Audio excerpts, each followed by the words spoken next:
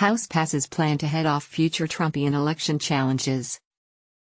The House on Wednesday passed a proposal aimed at preventing another January 6, mostly along party lines, setting up some wrangling with senators as they consider their own bipartisan version across the Capitol.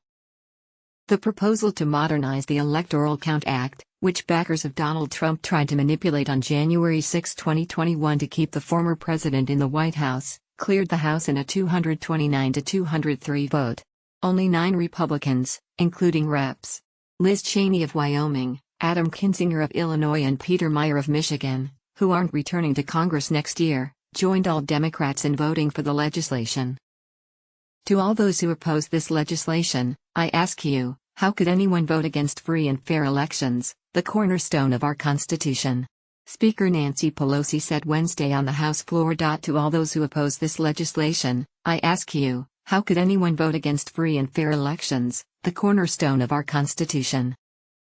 It's a sign that Democrats view the MAGA moniker, and the fallout from Trump supporters' violent attack on the Capitol, as a potent path to persuade voters of the former president's connection to this November's crop of Republican candidates. While Democrats have struggled to counter GOP economic attacks, they're hoping democracy protection can join abortion rights as a way to pump turnout in the fall. Republicans, for their part, aren't sweating the pressure from Democrats. They largely opposed the election reform legislation, openly whipped against it and viewed party-exiled Cheney's endorsement as a black mark on the bill.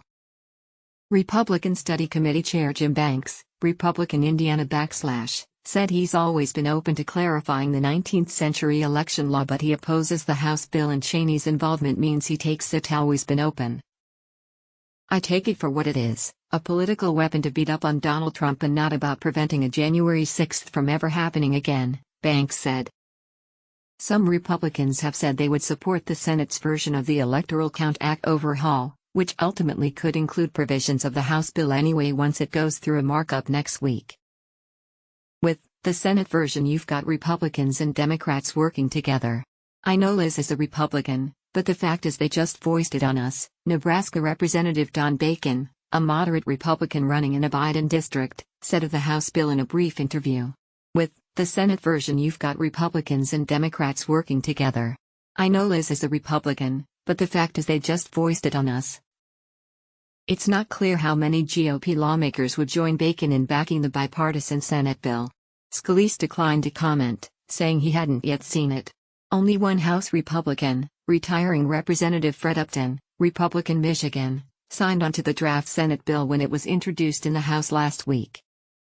Asked Tuesday about Republican support for the bill, Cheney told reporters protecting future elections is something that we ought to all be able to agree upon, regardless of party. The House legislation overhauls certain parts of the Electoral Count Act, which sets out deadlines for states to certify their presidential contests, establishes a process to send electors to Washington, names the vice president as the overseer of the vote count, and lays out a process for lawmakers to challenge results.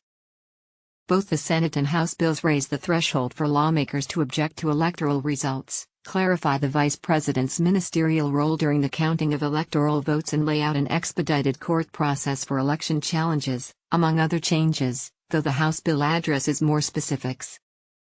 House Democrats are prepared to hammer their Republican colleagues in the election over their opposition to the bill, one of the few legislative proposals related to January 6 likely to become law in some form.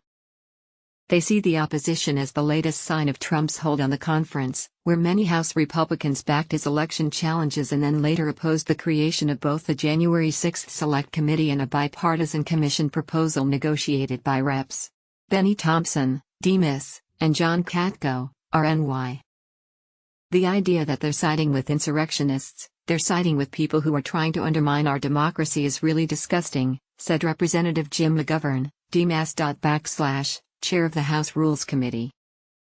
Members of the high-profile Select Panel, tasked with investigating the attack and the former president's efforts to undermine the 2020 election, directly linked their months-long probe to the legislation, which is spearheaded by 2 of its members, Reps.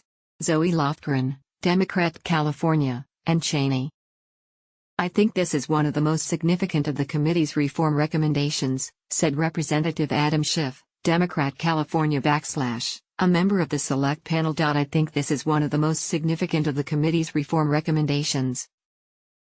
And members of the committee say they're undeterred by the paltry GOP support for the House proposal. If they saw what happened on January 6, then it's obvious this is not who we are as a country, Thompson said. If they saw what happened on January 6, then it's obvious this is not who we are as a country,